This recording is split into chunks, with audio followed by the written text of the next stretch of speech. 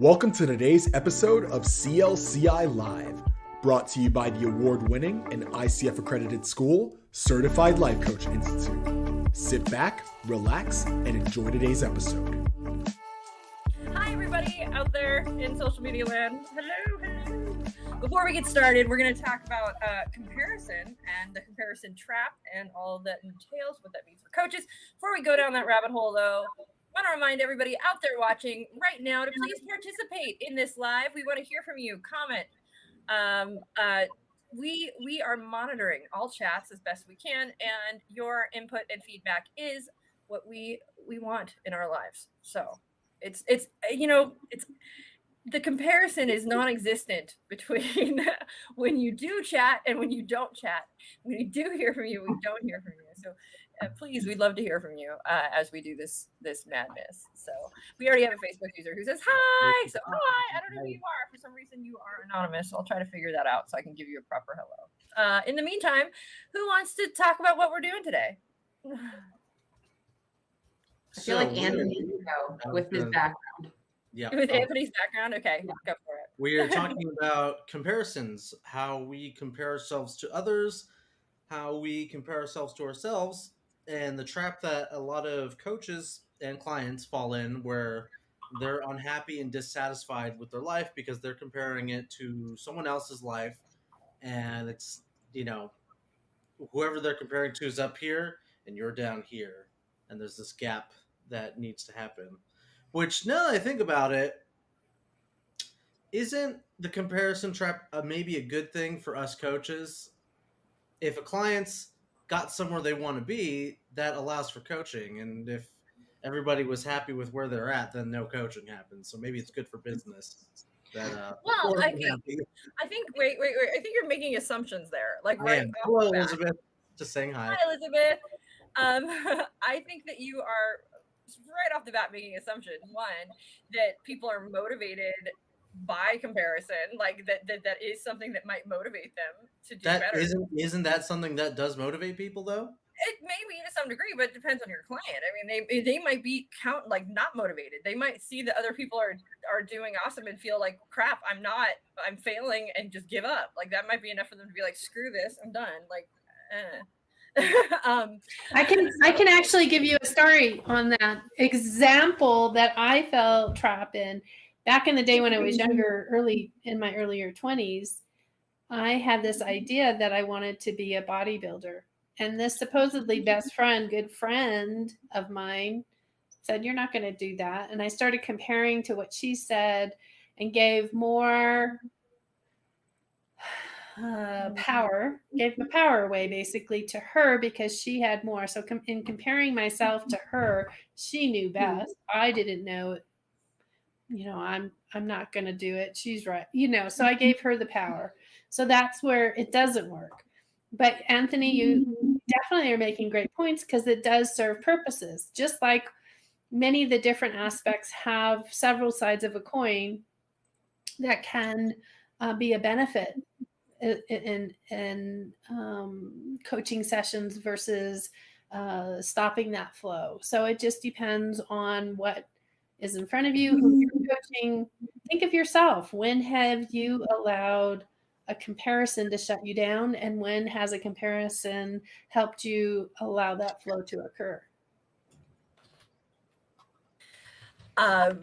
That's a very common. It's actually, if you've ever been assessed as with having ADHD or anything like that, that's one of the things they ask you. It's like one of the things is like, do you feel like other people your age are easily obtaining success, and you are struggling to do that? Which is like, that's a direct thing that they're asking you to compare yourself to others. I think too, there was a period in my life that I abhorred social media. I didn't go on social media because I felt like people were making comparisons on social media that were ruining their lives and making them miserable, and making them ruin relationships, and be like, they would, so-and-so is taking you on a vacation and I haven't gone out and their life is so amazing and they got a new car and they got and it's like, that's not reality. Thank you. So in no way, shape, or form does social media motivate me to do anything by comparison.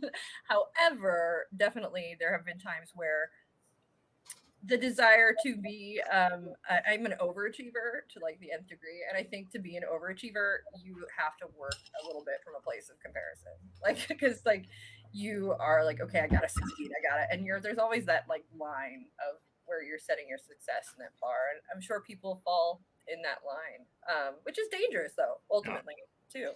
It is setting yourself up for misery in many ways. I think there's a difference, especially online, between admiration and aspiration. Aspiring to be somebody that you just aren't just can't happen because you are not that person. We're all different. We all have very different scenarios. We have different hurdles to jump over. So I think it's okay to admire somebody online, maybe take aspects that, of their life that, you kind of enjoy. But to aspire to be that person is just chasing a ghost. You're never really going to get to that point because you're not that person. I'm curious. Like, I'm just really curious about this. With when you guys are like, if there's somebody that you look at, like maybe it's somebody that you might compare yourself to. If it was like your nemesis or I don't care who it is, whoever it is that you like, you're like, this person is doing well. When you see somebody else doing really awesome, like it appears they are kicking butt and taking names. How do you guys react and how do you feel? I like to support. Yeah. Yeah. Yeah. Are you like awesome? Or are you like secretly Yeah. like screw them? I would. Well, it depends on if I like the person or not. Well, when I'm thinking about this, and if we're talking about comparison, if I'm definitely a person that's going to, think it's wonderful that they're doing so well, but there might be a comparison in there that, well, that's not, the direction I want to go, or that's not my philosophy or something like that. So I think that's still a comparison that we're talking about, but not to deter from what they're experiencing, just to know myself better. I guess that's probably the comparison I'm talking about. So, by the way, comparison, as far as I've read and I can tell, it is something that's important for us. It is something that we do from a very young age and on. It's something we compare. We use it as a tool to identify where we are excelling, what we are good at, what we aren't that good at. And I think, it's sort of built in. If you think about like with school, you get grades, right? Well, that's a really easy way for me to like compare with this person to this person. Well, they're getting A's, I'm getting C's, they're getting, and it is innately part of our nature, and it's not always a bad thing. I think where it becomes dangerous is when it starts to cause discontentment in our own lives, right? And it can be that's where the trap is, because that can be, it's the grass is always greener mentality, right? Where you're almost like the halo effect, where like you're always wanting more because what you have is never enough, because there's always somebody who's doing better. There's always, something you could be comparing, and you're never happy with truly what you have and who you are. And that's where it sort of gets dangerous, I would think, right?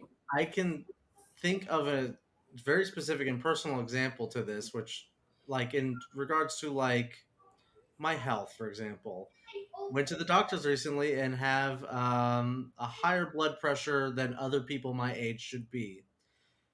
I'm discontented by that fact, but I think it's a good thing that I'm discontented by that fact, because that led me to exercise more, change my diet, cut out caffeine. And after measuring, that I'm in a normal heart range where I am comparing myself to the norm of society, but that's not a bad thing. It's good for my health, and it feels good knowing that, because I was discontented, I made a change to be better. Mm-hmm. And I guess I'm putting my assumptions in there that it's better to have a lower heart rate, but in my specific scenario, that was the case. And sometimes it is good to be discontented with whatever currently is going on, because it might be the wake up call you need to make changes in your life that are necessary. But if for like, that's a very quantitative thing that I'm comparing. And it's also, I'm comparing myself to like a general population. There's no one person I'm looking at and being like, I want to be just like them. And I'm not happy until I'm just like them. That might be where discontent is a bad thing. And if that's what's driving you, you might not ever end up being happy. Like Brooke said, the grass is always greener. So I kind of hear flow in this, right? The authentic flow of what is a motivating factor. Mhm. If you're in a place where it isn't, and it's used to manipulate yourself, that doesn't sound like it's a good way to interact Mhm. and be part of. But when you're saying in that comparison, recognizing the needs that you had in that moment and where you truly wanted to be, that comparison really motivated you to do something different. But I would have also only known that a change needed to happen because a comparison was available to me. If I had Mhm. nothing to compare myself to, I wouldn't know what is, the right place to be Yeah. to begin with. So sometimes comparisons are absolutely necessary, Sure. um, to be in a healthy place, either mentally or physically, or whatever, with whatever goals you have in mind. Mm-hmm, mm-hmm, mm-hmm. I don't know. Brooke's not here, so I'm going to ask a question. What is it? Well, Kyle, do you want to share that actually? I was mentioning how I miss the food from California. I miss the authentic Mexican food, and comparing what we have here in Denver, it's definitely not the same. And yeah, grass is probably greener back at home, but when I was at home, I had no idea. I don't know, Kyle. They've fallen off since you left. They've all fallen off. Not so good anymore. I will tell you, Kyle, afterwards. Where are the Mexican restaurant? There's only one. There's only one. And they might have two locations, but it's only one. I have become the cook for all the food to make it authentic. And I've asked a lot of parents and grandparents for the recipes. Oh, that's the best way. And comparing to just the store bought. My stepdad's he's from Mexico. Same thing. Same like all, but he's like, for him it's like, this is really not like no, there's nothing here in California like the food I get. He doesn't think, oh man. No, he does it. So he does it himself. Like that's why we made tamales for Christmas, and because yum. So bringing this back to coaching and not food. I want to stick with food. Food specifically. How might comparison present itself for our clients? Say that one more time. How would what? I said, and this is a coaching question because I'm not leading or anything. How might comparison present itself for our clients or come into play? A lot of the times, many of the clients that are coming to us are trying to decide to start their own business or stay at their job. And so they do a comparison chart to see which one's going to drive and which direction they want to go. So there's create their possibilities, options. That's a great, bringing that up. You made me think of the Cartesian logic, the 4-column pros and cons lists that we use very much in that. That is true to God. Don't mind the phone. That is true to God comparison. Like we are comparing and doing so in a way that's very thorough, right? We're comparing what happens if it doesn't. And you know how it goes. That's comparing the options though. Like we always have a bajillion options in front of us. Are you asking like how this comparison like? Oh, go on. It's not typically when I use that tool personally, because I've used it personally. Like I would use it for, okay, what if I'm trying to make a decision and I'm going, okay, what happens if I do this? What happens if I don't do this? So I would list out, well, what are the benefits of doing it? What are the benefits of not doing it? What are the benefits, or what are the drawbacks of doing it? What are the drawbacks of not doing it? And that is a way of hardcore comparison that I think where I can get a lot of clarity. I think where we're talking though is really when we're in this space, we're talking more about the comparing to other people and things, right? Yeah, to I think other an unconstructive comparison. we're talking about comparing things that are not in our control. When we are looking at basically a whole bunch of situations we have no information, we don't know the full picture of, and we don't have a lot of assumptions are being made. Boy, howdy, yeah. Mm-hmm. I think that where this comes up a lot for coaches and can come up for clients is that I'm comparing myself to somebody, the way somebody else is doing things. I am comparing if we're talking coaches, my marketing to the way so-and-so markets. And it's working Tony great for Robbins, them. Rich Litfin. Yeah, why isn't it working great for me? Or so-and-so does it all on Instagram. I have to do it on Instagram. Or, but no, you don't. And Stop comparing relationships, that happens all the time. And I would imagine in couples coaching, ding, ding, ding, ding, ding. Boy, howdy, there's probably a lot of comparing going on. How many upset couples have you had walk in because they were comparing their relationship to somebody else's? Well, and not only it's comparing to, yes, someone else's perhaps is the golden relationship, but it's also comparing one significant other to an ex-significant other. Oh, yeah, that's dangerous. Yeah. Ooh. You know what's funny? In a past relationship that I was in, and I had I had friends who were also in a relationship, and we'd go, well, thank God we're not like them. So the comparison went the other way. We're just like, whoo, I'm glad we don't fight like these people. Well, there you go. Could be a good thing too, right? My life is so much better than them. Oh man, that's tough. So maybe that's where comparison's a good thing. But yes, I can imagine, in relationship coaching, there's a lot of comparisons that are happening that are causing a lot of friction in a relationship. Well, even in the sense of they're in this relationship, they think they've done it differently, and then they compare that they ended up with a similar type person, and that comparison, what they usually miss out is that they help create the relationship and then create the similarities. So part of that, if you will, training is to learn how to be different and who do you want to be with and how does that need to show up and blah, blah, blah, blah. There's a whole system that we work with to move through that. But yeah. Do you ever get in the relationship coaching, Lisa, the men or women or whoever saying like, you're just like your mother or you're just like your father? Yeah, you married your mother, your parent. Yeah, sure.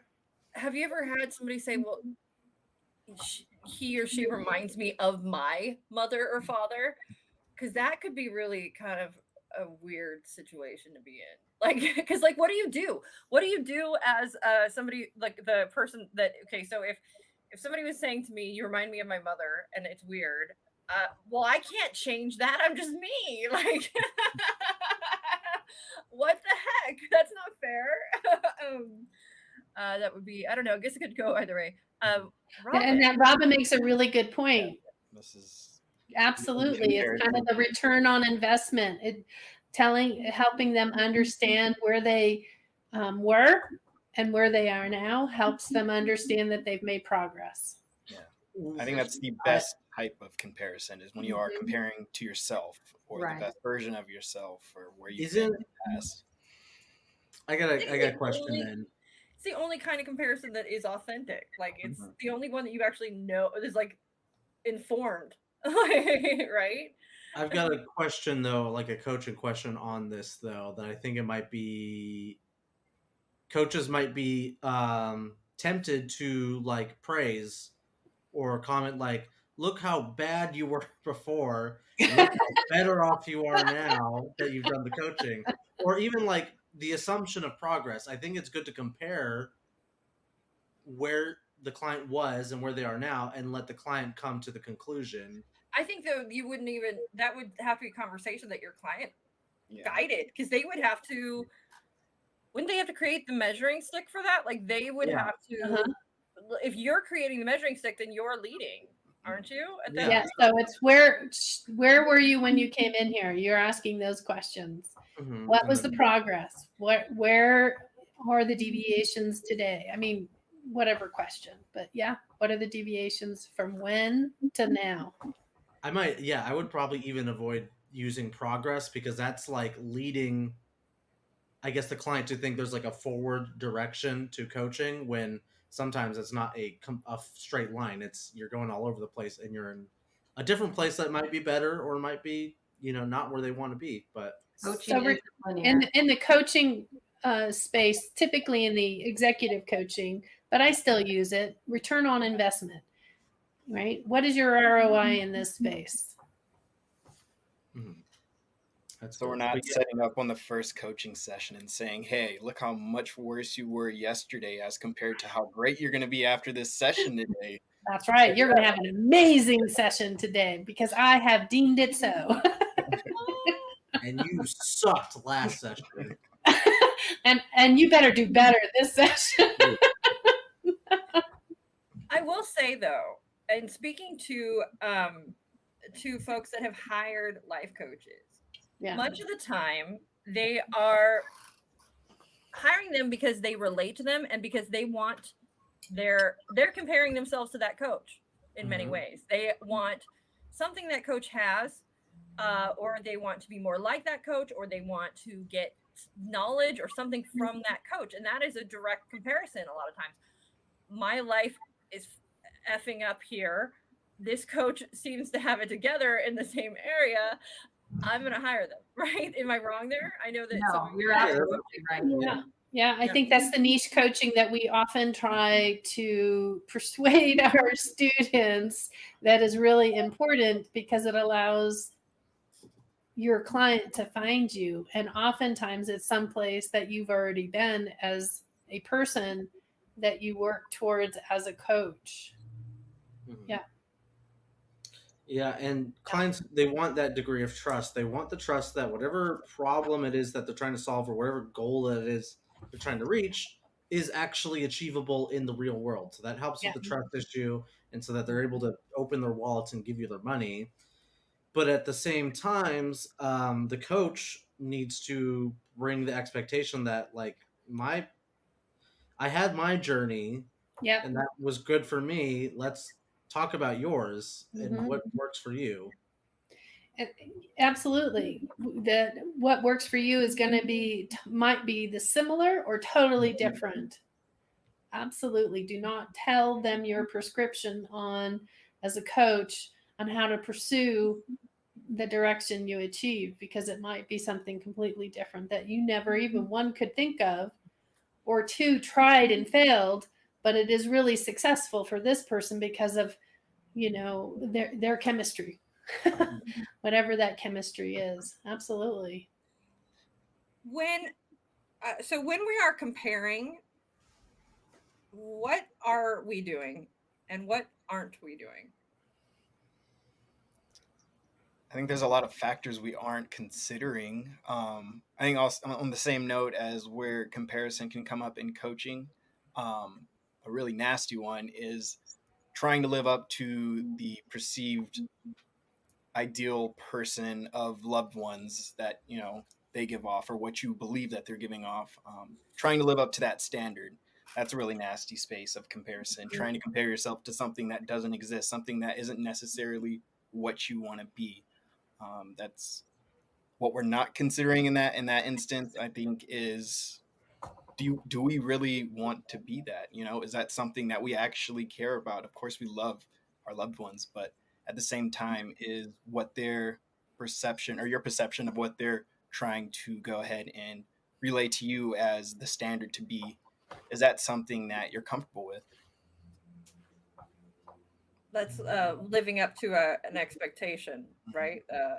That may not be something that you necessarily identify with or want to be. It might not be serving you as a human being, but you're doing it because it's an expectation of you, right? Okay. I think that's one of the best ways to kind of stop yourself from being in that comparison trap, is to really ask yourself questions around why you are comparing at this moment. What is it that is keeping you so entrenched in this moment of comparison, and figuring out what the next move after that is once you get those answers.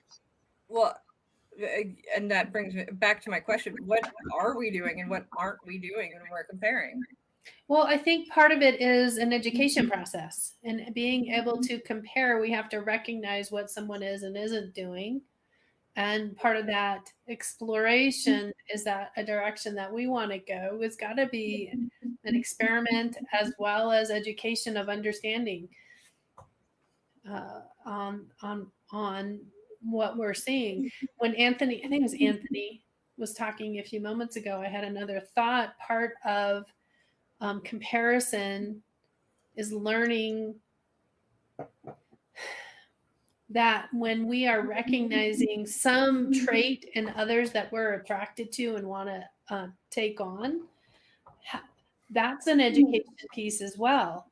But owning, as a client, we have to own our own space. So being aware of the comparison, but not allowing it to, what's the word I'm looking for, to be absorbed, from the other person. It's got to be a learned. Do you get what I'm trying to say? I'm trying to find the words.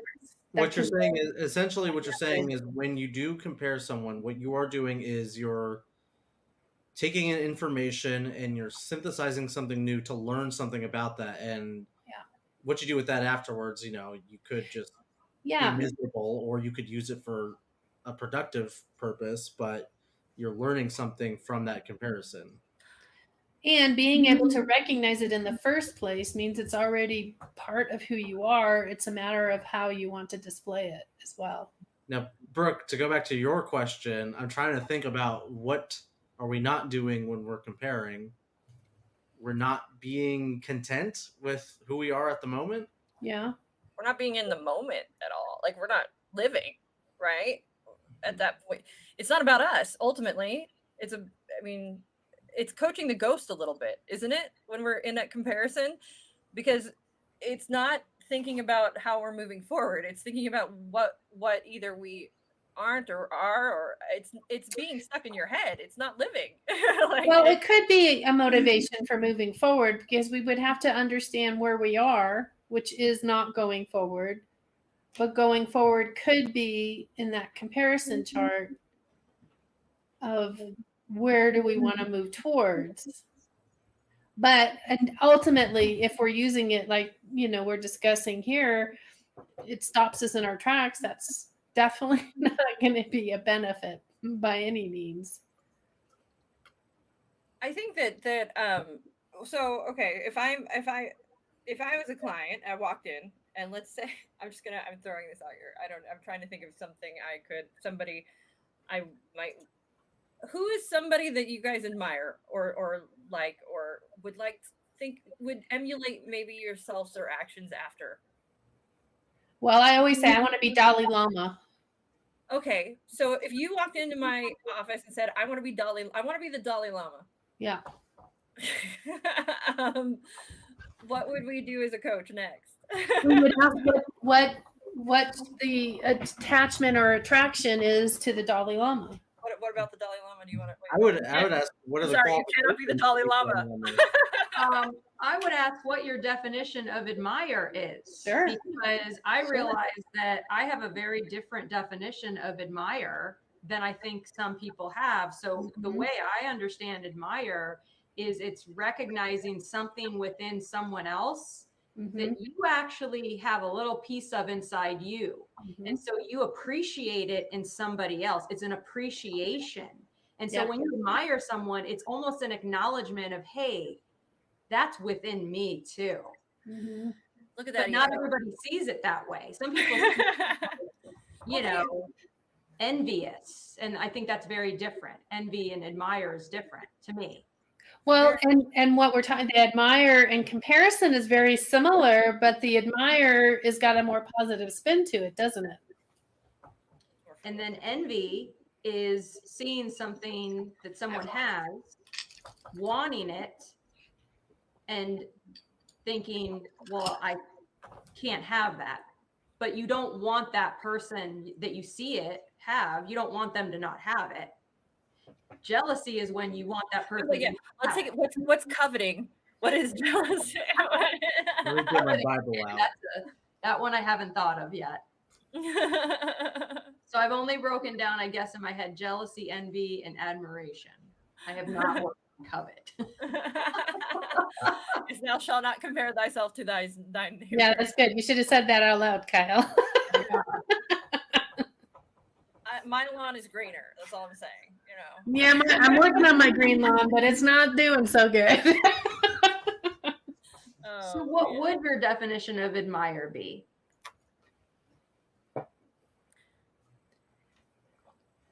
I'm with you, Jen. Appreciate. Yeah, I don't think I have a deviation from that. Yeah. I don't. The one difference in me is I didn't draw a comparison to me to it. I just said that is something that I appreciate about another human being. Like it's something that I look and I go, I appreciate that. Like that, I like that element. I like that aspect of who they are. That's pretty sweet. If I were to draw it, which you can, when I start to really think about it, admire.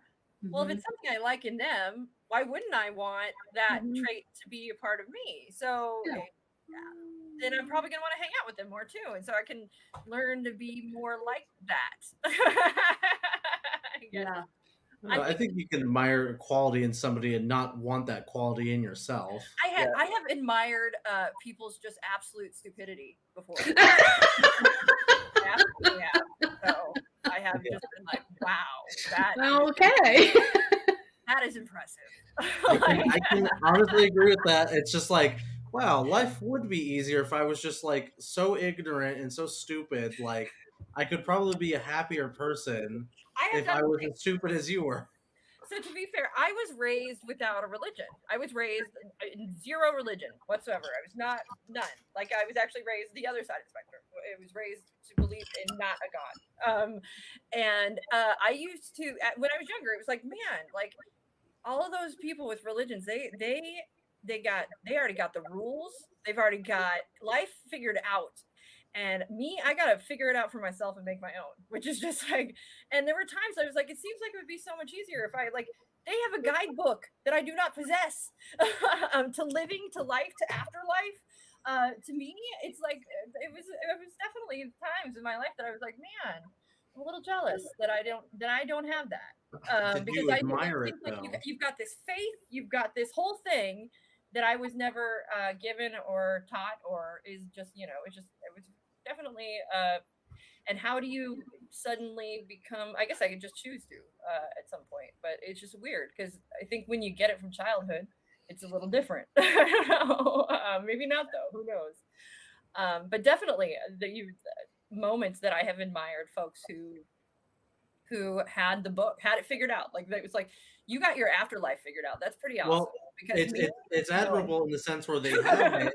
Like they have, I guess, the rules that they play by, or like whatever needs to be done to be a happy and fulfilled human being as far as the religion is concerned, and then they meet that standard.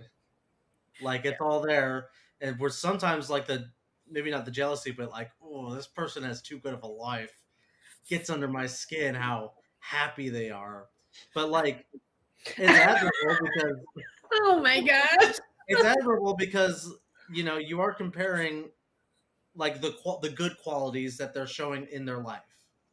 To be fair, I have met that person that was like too happy all the time. I was like, no, like that person at some point, like they have to be either on drugs or because they can't just live at this level at all times. Like there has to be, like at some point they have to stub their toe and cry or something. Like and after a while you do start to root for that. I'm just like so I think we're just my goodness, plumbing the depths of your like psychology. Wow.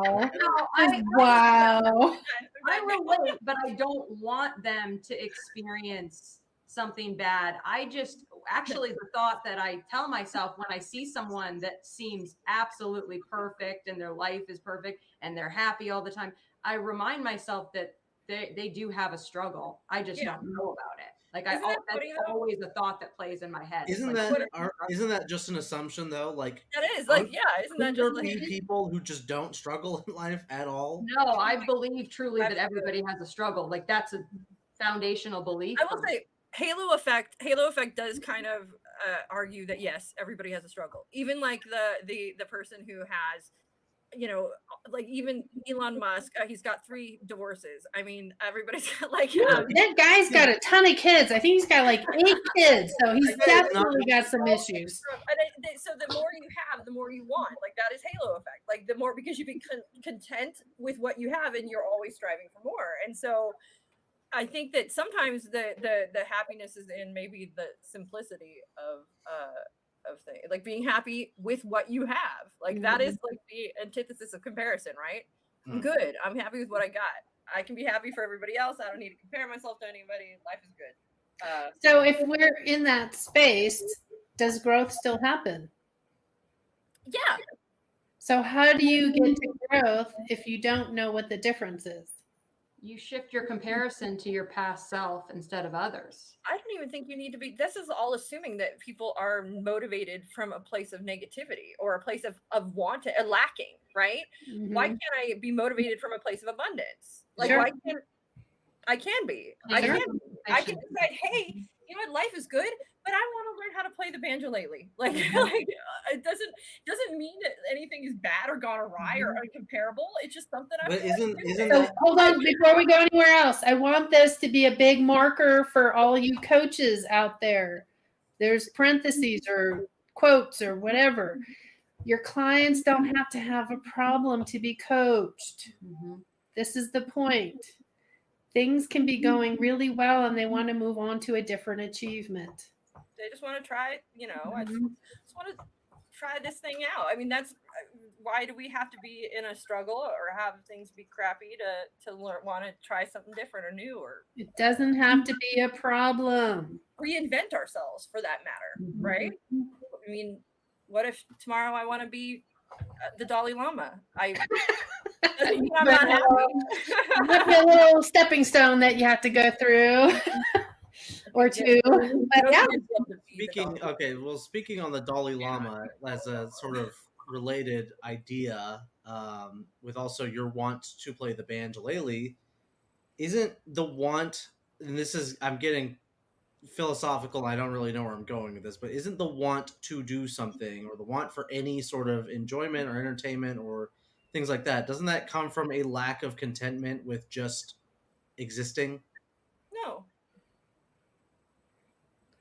No, I can categorically say no. Let me put it this way. He's going to sell you on it. Let me put it this way. Would most people be content sitting in an empty room? They have their nutritional and water needs and their, bathroom needs taken care of, but would they be content with just sitting in an empty room? They could be. I often am. But forever. They could be.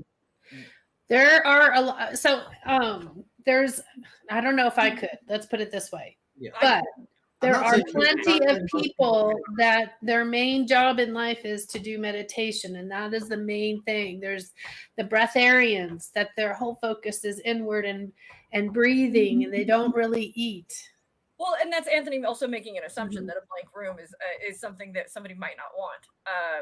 What I'm trying to get at is with the Dalai Lama connection is there are people in the world who absolutely 100% believe that you cannot, your desires to do things and achieve goals, even if you're not suffering from a problem, your desire to achieve something comes from your inability to be content with just existing without doing anything else. I bring my attention to Nick, though. Nick has desires, and he seems content most of the time.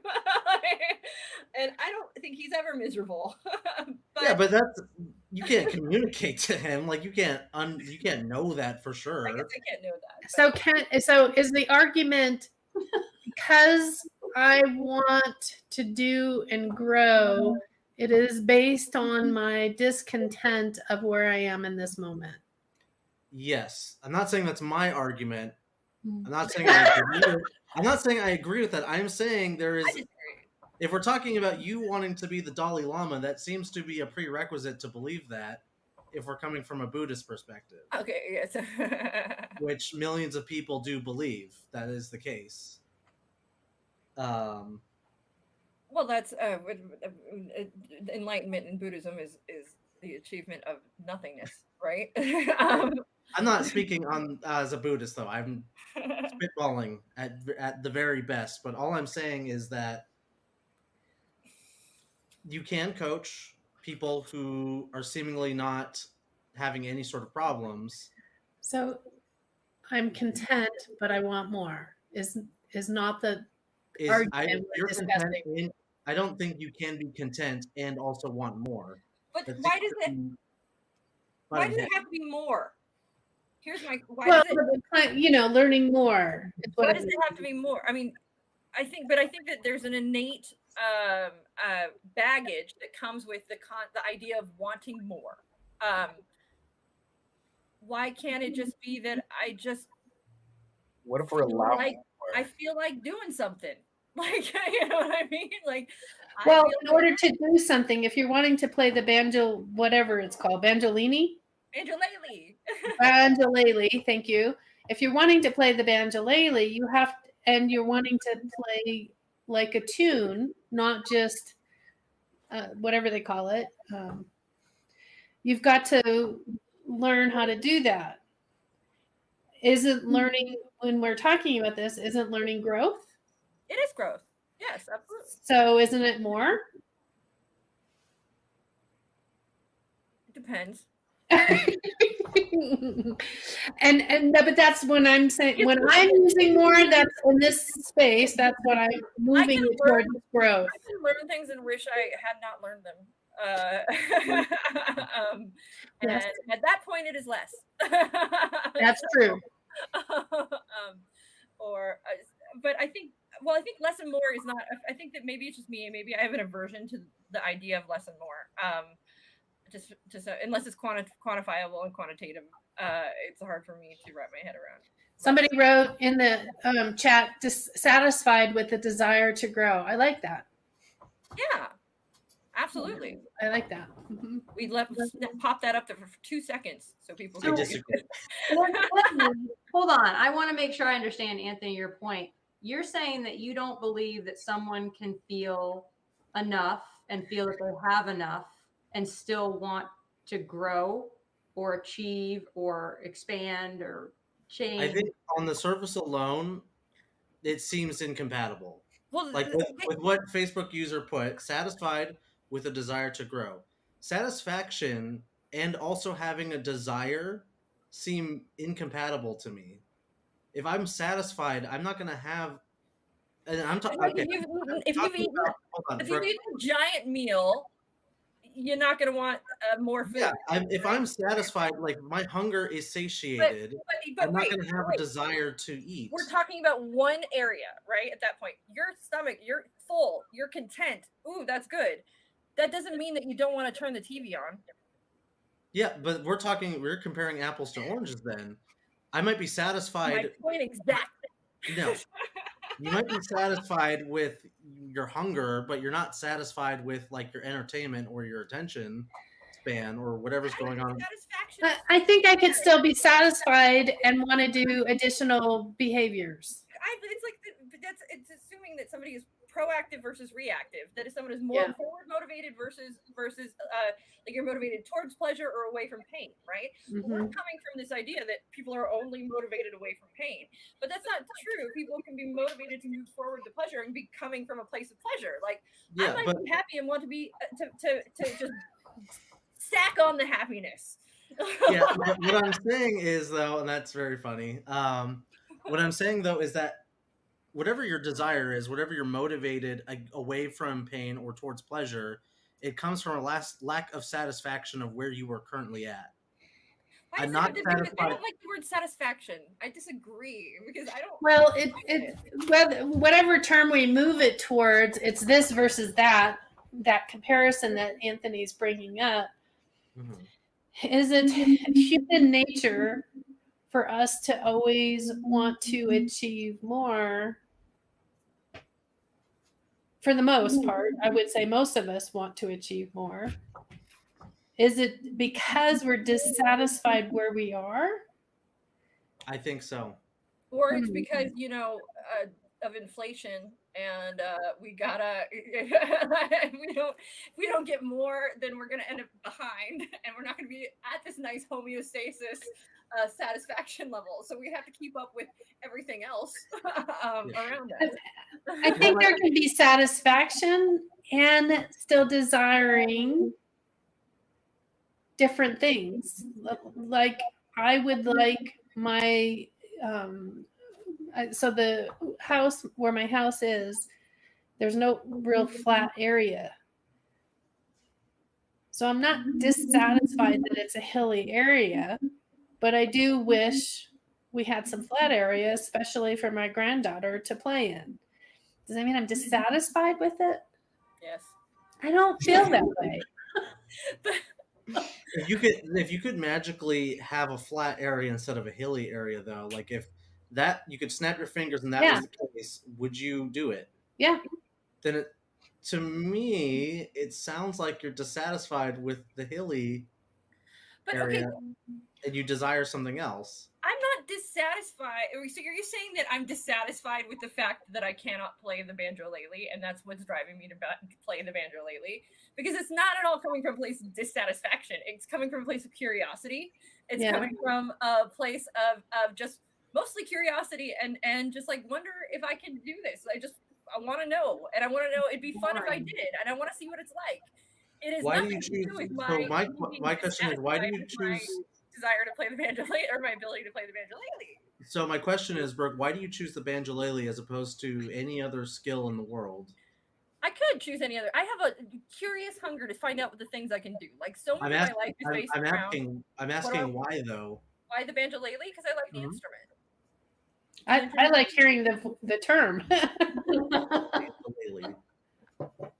My ultimate point though with this whole conversation is I think when coaching happens, even if it's a reward and pleasure motivated person, not like I'm trying to get away from my problems, but somebody who I want more to life, I'm happy with my life and I want more to it, there's still a comparison being made. And I think it's an assumption, we talked about that a while, that we sort of just let fly under the radar. I'm comparing my life at this point now versus a version of me who hypothetically exists. And we do this all the time in coaching. We talk about imagine what it would be like to be able to play the banjo-lele. How does it feel to be that person? We're making a comparison to a ghost, essentially, or to a hypothetical person who's not existing. And then we're trying to figure out or get our client to figure out how to bridge that gap. Well, it's also we're attaching them to the emotional relevance, which we do that's the reason we ask why and do that is so that they can be attached to the emotional relevance of a goal, because it's been found that if we have that emotional attachment to the outcome, we are far more motivated to actually accomplish our goals. Like that is a huge why that's a very important part of coaching. Yeah. And that's that bridging the gap that, I talked about, where like there's a hypothetical you and then there's the you right now. Giving that emotional relevance is how we make that more real so that a person can actually take action in that direction.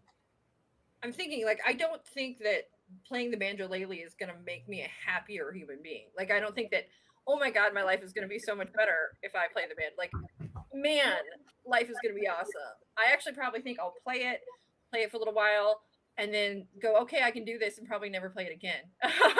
Because that's how I operate. Just to see if I can, and then that's enough. But that's, so I guess for me, it would be hard. I guess I'm trying to ask myself, so what is the emotional driver here? Like what is, and maybe it's to satisfy my curiosity and just to see if I can, which I guess then is an ego thing on some level. Which now I hate myself. So let's move on. It's a bit of an extreme reaction.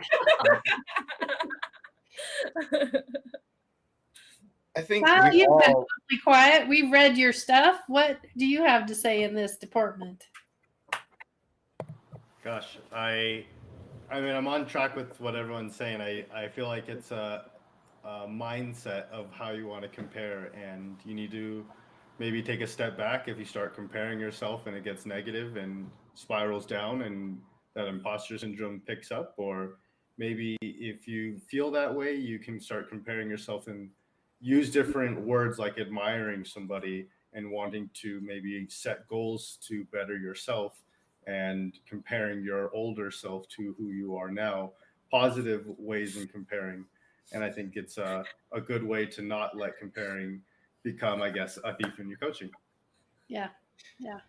And Good, Anthony's good summarization. getting taken over by Cat. I wonder. Very distracted by Yeah. that. Mama Cat. Is that Mama Cat? Yeah. Aw. Did I interrupt you, Jerome? Everybody's like, I was, "Aw." it might take us back to what we were just kind of, I guess, very, we're going back and forth on. I have just something to add. What if desire is a part of contentment because desire means we're living? I think we all desire something. Maybe that, I don't know. I don't know. This is a very hard concept, I think, to wrap your head around. It's cyclical, I think, is where this is why we're chasing our tail at this moment. So I think it's all kind of just It's the circle. The circle of life. Which is funny. Well, yeah. My dad raised me with when you stop learning, you start dying. Like he's like, Yeah. as soon as you stop Mhm. learning, you start dying. So that life is learning. I think that's what I have a hard time with Anthony's discontent, because I don't feel like I'm discontent, but wanting to learn. I just You want know, to it means you're alive. great I for think knowledge. functioning. My definition of discontent is different from Lisa's version of discontent, and probably everyone else has their own definition. I'm very noticeably discontent when I have like the stomach flu. That's certainly discontent. But I think it means I think it is linked to the definition of contentness, which to me, off the top of my head, what the hell would be content? It is true. When I think of contentment, I do think of being like just not being in motion. Like if I'm Yeah, it's like content, a placid lake. yeah, that's content. And I do associate that with this word. Yeah. I guess is there an assumption being made that what we want is contentment? Because maybe we are happy with our discontentment. So what about grateful yet driven instead of content, right? You're grateful, but you're also driven. It's like, for me, I guess what makes me satisfied or makes me is my motivator for life is really curiosity and experience, and like knowing that there is so much out there I could do. Like, Jesus Christ, there's a ton of things out there. There's no possible human way I could do it all. There's no possible way I could meet everybody, hear their story, live every experience. And that to me, I guess maybe is where my discontentment comes from, because it's like I know I have a finite amount of time. So I want to pack in as much as I can in that time, in every way I can, because I want to live and I want to go and know that I lived my life. I sucked the pith out of life, and I spent my life living. And there's that. I guess that's a motivator in many ways, is to know that when I get to that I got to experience the things I wanted to experience. The flip side of that, though, is I'm also completely content with the idea of being satisfied with what I have as well, and I'm solid there. So it's in, I guess it's in sort of opposition of one another in many ways, and there's a comparison that is interesting to me, internal opposition. It's true. I guess there's a lot that might be where discontentment comes from, is for me that opposition between being content with what I have but also wanting to experience more, and knowing that in the wanting I might be losing some contentment or comfortability, but being okay with that too at the same time. So what you described though, Brooke, it's not like you're moving the goalpost. You're making goals and then you move the goalpost, right? Yeah. You actually celebrate and embrace success and achievement and new experiences and things. It's not, that you just keep creating new. Yeah. It's not like I don't see it as an upward. It's not like I'm doing this, right? Right. It's that there. It's flat, and I can ping in any which direction at any time. And so it for me, it's like there's all this opportunity in the world. Like there's so much opportunity, and at any moment I could choose to go right, left, whatever direction that is. It's just a matter of choosing to go that way. It's not like I'm chugging uphill. It's just that I'm choosing to go left, right, or any other direction. So, which is true of goalposts too. That's on a flat piece of land.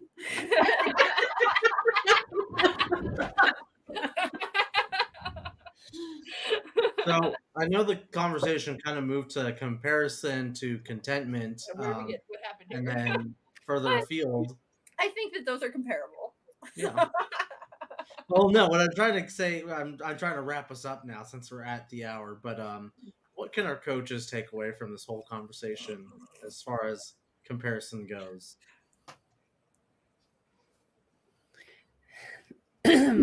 We're helping our clients find their next groove in life, and part of that is for them to recognize where they are so that they can make steps now to go towards whatever interest they are wanting to add, like what's it called again? The Banjolini? Banjolele. Banjolele, right? So wanting to play a banjolele is going to need steps to get there. What can I do today that move me towards that direction of playing? This is a banjolele. Well, it's inside its case. Is it 10? Is it 10 strings? 5 strings. It's only 5 strings. Okay. It's easier instrument to play, and that's one of the reasons I chose it. Can you play us an outro song? To the really complicated ones that are much harder to learn. What was that? Oh yeah, Kyle, what would you say? I asked if Brooke would play us an outro It's not song. even tuned. I don't even have it tuned. I haven't even. It's pretty though. My banjolele teacher canceled on me, so I had to find a different one. Let's cancel them on live right now. Say their name. Brooke, what is your takeaway? Who? You? Well, for takeaway for coaches, I kind of did this earlier. Is comparison? It can be good. It can be bad. It can be whatever you want it to be. Ultimately, I think that we know. I would say, if you're going to compare, right? Do so in a way that's productive, but don't stay there long. Like, don't live in that space of constantly comparing and start living. Like, so if it's great, it serves a purpose. Give yourself a moment. Okay, this is what I want. Boom. Well, what do you take from that? What can you do? What is within your power? And then get to living. Like, because when I think we're stuck comparing, we're stuck in our heads. We're not living. We're not. A whole lot of life is passing you by when you're stuck in a space of comparison. And that's, why coaches come into the picture ultimately, right? Is that maybe they've been comparing, but our job is to get them into action and start taking those steps towards what it is that they want ultimately, and helping them figure out what that is. Maybe that is just learning to be content with what they have. Maybe that is the process. Maybe it is them taking steps to the next thing. But ultimately what we are doing is getting our clients to be mindful and moving in a place where they are content and they don't feel like they have to compare anymore, unless they want to. But don't live there. Don't live in comparison. Just visit it when it serves you, and then get the F out of Dodge. And that's it. So yeah. Jen? The quote that is coming to me for this one it's a Rich Litvin quote, and it's have a mission so powerful that nothing will stop you. And it just makes me think about having a mission so powerful as a coach that comparison won't stop you. I mean, there's as far as I know, 71,000 coaches worldwide. compared to how many billion people on the planet. That's not that many coaches. Every coach is needed. Every coach has a mission, and make that mission powerful, and don't let comparison get in your way and trip you up. Make that mission incomparable. Singular. Its own. Niche. Okay, I'm done. Jerome. I think Brooke kind of captured what I would take away from this live. But to put it short and sweet is really when you find yourself in the comparison trap, ask yourself not necessarily maybe why, but what purpose it serves to be in this comparison. And I think one good answer that you can find yourself coming to when it comes to comparison is you aren't anybody else. You are who you are. So to really compare yourself is just a futile effort. It doesn't make any sense, really, if you think about it, to compare yourself to someone else, if this is the type of comparison that we're talking about. So that is, I think, ultimately my takeaway. Kyle. I am on the same page as everybody. I think you should compare yourself forward, instead of kind of like failing forward. Same thing, compare yourself in a positive fashion.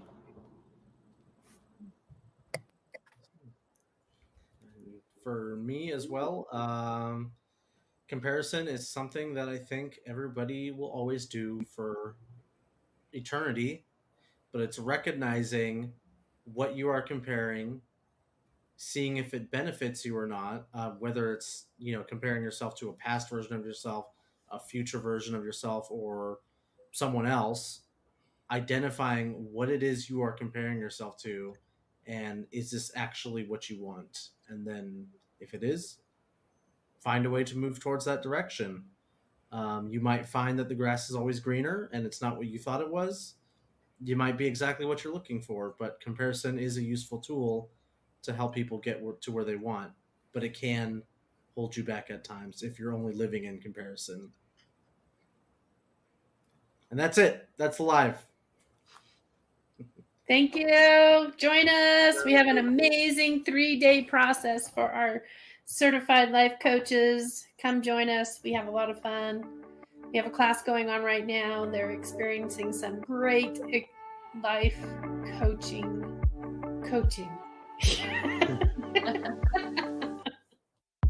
Hey everyone, thanks for tuning in to today's episode. Once again, this is brought to you by Certified Life Coach Institute. We're an ICF accredited school who certifies our life coaches in 3-day online intensive courses.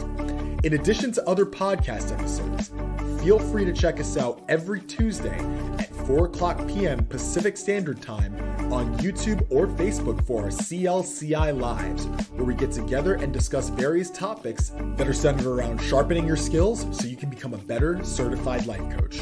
For more information, feel free to visit us at certifiedlifecoachinstitute.com. Until next time, be well.